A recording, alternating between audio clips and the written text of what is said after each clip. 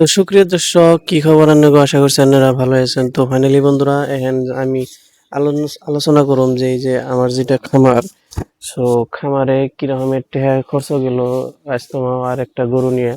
তো আমি যখন ফার্স্ট এসতে মাটি ফেলাই এসতে অ্যাকচুয়ালি আনের আহ গাতা আসাল, বহুত গাতা আসাল, পাগার সিস্টেম আসাল, তারপর পুকুর আসাল, খাল আসাল। তো এসতে ফার্স্ট 15,000 টাকার মাটি ফেলাইছিলাম। তো মাটি ফেলিয়ে তারপরে এনে কামলা চামলা দিয়ে আনছিলাম, এনে গেছাল 6,000 টাকা। তো 6,000 টাকা যাওয়ার পরে তারপরে কাঠ আনলাম মানে 6-7 হাজার টাকা কাঠ আনলাম। তারপরে ইট আনলাম, বালু আনলাম, সিমেন্ট আনলাম। তারপরে টিনের কাঠ ছাট আনলাম। তারপরে মিস্ত্রি লেবার সেবার দিয়ে যত কিছু খরচ টরচ দিয়ে, তো আনের আমার এই 4টে বাছুর পালার সিস্টেম যতটা জায়গা বানাইছি আমি, তো বেখানটা জায়গার মধ্যে মোটামুটি আমার 50-60 হাজার টাকা খরচ গেছে। তো অ্যাকচুয়ালি যদি এনে যদি মাটি ফালি না থাকতো বা ভরা থাকতো তাহলে কিন্তু আরো কম যেত। সো এখন বহুত মাটি তার মানে আমার ফালান হয়েছে, আর বহুত এসতে তার মানে বহুত কষ্ট গেছে আর কি।